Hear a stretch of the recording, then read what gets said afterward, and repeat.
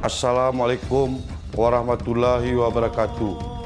Di hari yang suci, jangan lupa untuk saling melempar senyum dan memaafkan sepenuh hati. Saya, Edi Kurniawan, Wakil Ketua DPRK Aceh Tengah, mengucapkan Selamat Hari Raya Idul Fitri 1 Syawal 1444 Hijriah.